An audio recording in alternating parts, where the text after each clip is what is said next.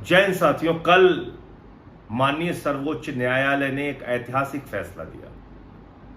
एक ऐसा फैसला जिसने बाबा साहब डॉक्टर भीमराव अंबेडकर जी के द्वारा बनाए गए संविधान की रक्षा करने का काम किया। जब संविधान लिखा जा रहा था, देश का संविधान बनाया जा रहा था, तो बहुत लंबी बहस हुई कि क्या सबको वोट का अधिकार होना चाहिए, क्या सिर्फ पढ़े लिखे लोगों को वोट का अधिकार होना चाहिए, क्या गांव में रहने वाले गरीब अनपढ़ व्यक्ति को वोट का अधिकार होना चाहिए या नहीं होना चाहिए। लेकिन बाबा साहब ने, देश के संविधान ने, हमारे संविधान निर्माताओं ने यह कहा कि इस देश में वोट के मामले में राष्ट्रपति हो या गांव में रहने वाला गरीब आदमी एक बराबर होगा। वोट का अधिकार सबको होगा और सबका वोट एक गिना जाएगा। उस अधिकार को छीनने की कोशिश की गई, उस अधिकार पे डाका डालने की कोशिश की गई, उस अधिकार पे वोट चोरी करने की कोशिश की गई और इसके बहुत सारे साक्ष्य और प्रमाण सामने आए।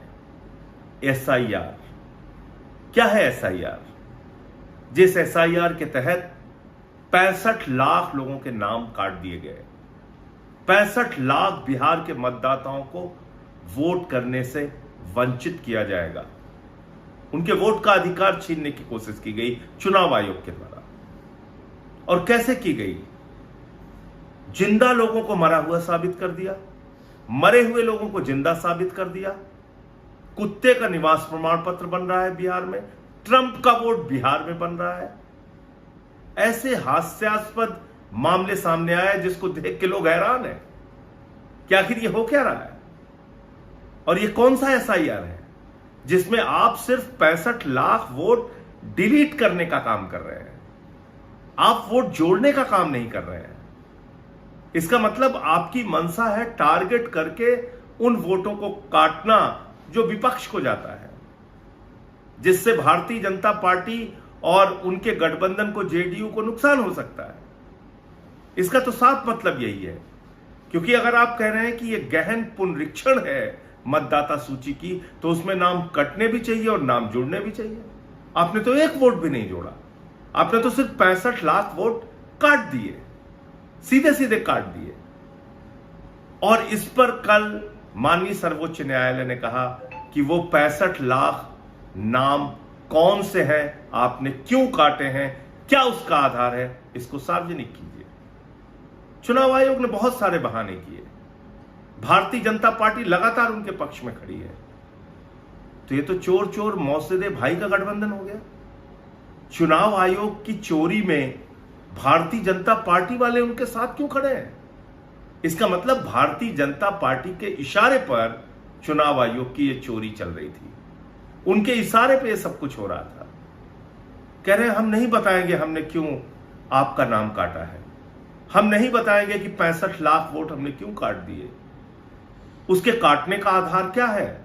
माननीय सर्वोच्च न्यायालय ने कहा उन 65 लाख वोटों के बारे में जानकारी सार्वजनिक कीजिए, ब्लॉक लेवल पे भी सार्वजनिक कीजिए, बूथ लेवल पे भी सार्वजनिक कीजिए, सारा डेटा आप ऑनलाइन कीजिए जिससे कोई भी आदमी सर्च कर सके, जान सके, देख सके उसका नाम जुड़ा है, कटा है तो क्यों कटा है।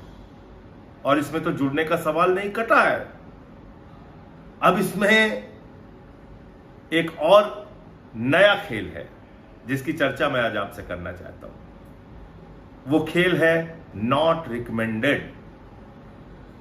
बिहार में एसआईआर के जरिए एक कैटेगरी बनाई गई है, नॉट रिकमेंडेड। अब ये नॉट रिकमेंडेड कैटेगरी क्या है, ये कहां से आई और इसका आधार क्या है, किसी को कुछ नहीं मालूम। 2 जिलों का उदाहरण सामने आया है, कई पत्रकारों के माध्यम से और कई बुद्धिजीवियों के माध्यम से। और उसमें क्या कहा गया है कि इस गहन पुनरीक्षण प्रक्रिया के जरिए, यानी कि एसआईआर के जरिए, दरभंगा डिस्ट्रिक्ट में जहां पर 30 लाख वोट थे उसको काट कर 28 लाख वोट कर दिया गया, यानी 2 लाख मतदाता एसआईआर के जरिए डिलीट कर दिए गए। अब बचे 28 लाख मतदाता। अब उन 28 लाख मतदाताओं में 2,94,000 मतदाताओं का नाम बीएलओ के द्वारा नॉट रिकमेंडेड कर दिया गया। बात को समझिए, बूथ लेवल ऑफिसर जो लेखपाल होता है, जो स्कूल का टीचर होता है, या कोई और अधिक छोटे जो क्लास 3 के कर्मचारी होते हैं, उन्होंने नॉट रिकमेंडेड कैटेगरी में 2,94,000 वोट सिर्फ और सिर्फ दरभंगा जिले के रख दिए। अबे नॉट रिकमेंडेड किस आधार पे किया उन्होंने? यानी कि एक बीएलओ कह रहा है कि संजय सिंह का नाम जुड़ना चाहिए, नहीं जुड़ना चाहिए, और हम रिकमेंड कर रहे हैं कि इनका नाम नहीं जुड़ना चाहिए। किसी विकास, किसी सुनील, किसी का नाम जुड़ना चाहिए या नहीं जुड़ना चाहिए, हम रिकमेंड कर रहे हैं कि ये नहीं जुड़ना चाहिए। ये कौन कह रहा है? बीएलओ कह रहा है। और ऐसे कितने मतदाता है एक जिले में? 2,94,000। दूसरा मामला आया है कैमूर जिले का। कैमूर जिले में भी 1,40,000 के करीब मतदाता ऐसे हैं जिनको बीएलओ के द्वारा नॉन रिकमेंडेड कैटेगरी में डाला गया है। अब बात को समझिए, अगर यह काम पूरे बिहार में हो गया तो ये 65 लाख वोटों का मामला ठीक होने के बावजूद लाखों वोट बीएलओ के नॉट रिकमेंडेड कैटेगरी के अंदर कट जाएंगे। इसीलिए कई बार सुप्रीम कोर्ट में दलील दी गई कि यह मामला सिर्फ 65 लाख का नहीं है, जब अंतिम सूची आएगी उस समय 1 करोड़ से ज्यादा वोट काट दिए जाएंगे। और ये इसी आधार पर कहा जा रहा है, एक जिले में 10%, 12% वोट अगर नॉट रिकमेंडेड कैटेगरी के अंदर कट गए तो फिर तो बिहार के चुनाव का कोई मतलब नहीं बचता। और मैं समझता हूं कि माननीय सर्वोच्च न्यायालय इस बात का संज्ञान जरूर लेगा और सभी पॉलिटिकल पार्टीज जो इस मुद्दे को उठा रही हैं, एसआईआर का विरोध कर रही हैं और जिस प्रक्रिया के तहत लोगों के नाम काटे जा रहे हैं मनमाने ढंग से, उस पर आवाज उठा रही हैं, उनको अभी बहुत लड़ाई लड़नी है। अभी आधी लड़ाई जीती गई है, आधी लड़ाई बाकी है। और आप कह सकते हैं कि आधे से ज्यादा लड़ाई बाकी है, क्योंकि ये नॉट रिकमेंडेड कैटेगरी कहां से आई और बीएलओ कैसे इसको नॉट रिकमेंडेड कर रहा है, ये तो किसी को पता नहीं। चुनाव आयोग बताने को तैयार नहीं। हम लोगों ने कभी भी सुना नहीं, जाना नहीं कि ये कौन सी कैटेगरी आ गई जो बीएलओ अपने आधार पे, अपने अधिकार के तहत नॉट रिकमेंडेड कर रहा है वोटर्स को। कहीं ये वो वोट तो नहीं जो दलितों के हैं, पिछड़ों के हैं, शोषितों के हैं, जो अपना वोट दोबारा बनवा नहीं सकते, जो ज्यादातर वोट विपक्ष के खाते में जाते हैं। कहीं ऐसे वोट तो टारगेट करके नहीं काटे गए, क्योंकि हमने दिल्ली में देखा अरविंद केजरीवाल जी की कॉन्स्टिट्यूएंसी में 42,000 वोट चुनाव शुरू होने से पहले डिलीट कर दिए गए और फिर वो नाम नहीं जुड़ पाए और केजरीवाल जी 4,000 वोटों से हार गए चुनाव और 42,000 वोट उनके यहां काट दिया गया। उनके ही विधानसभा क्षेत्र में एक केंद्रीय मंत्री के घर में मैंने स्वयं पकड़ा था और सार्वजनिक किया था, 33 vote, 35 vote, 22 vote, 25 vote, 15 vote ऐसे जुड़े थे, जिनके कोई पते एग्जिस्ट नहीं करते थे। ऐसे पतों पे 55 वोट जोड़े गए, कहीं गुमटी के पते पे, कहीं किसी जगह पे। इस प्रकार से वोट जोड़ के घपला किया गया दिल्ली के अंदर, बड़े पैमाने पे घपला किया गया। 14 कॉन्स्टिट्यूएंसीज में हमने पूरा चुनाव आयोग को एक आंकड़ा दिया था जिसमें हजारों हजार वोट भारतीय जनता पार्टी के कार्यकर्ताओं ने कटवाने के लिए एप्लीकेशन दी थी।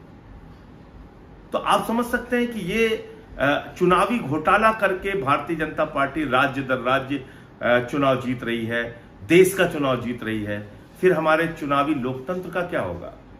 फिर हमारे वोट के अधिकार का क्या होगा? फिर इस देश के संविधान का क्या होगा? फिर तो सरकारें मनमाने ढंग से भारतीय जनता पार्टी की बनती जाएंगी, उनके गठबंधन की बनती जाएंगी। तो इसलिए अभी आधी लड़ाई माननीय सर्वोच्च न्यायालय के फैसले के कारण जीती गई है, जिसमें आधार को माना गया है कि अपना कार्ड दिखा के, आधार कार्ड दिखा के कोई भी अपने वोट जुड़वा सकता है।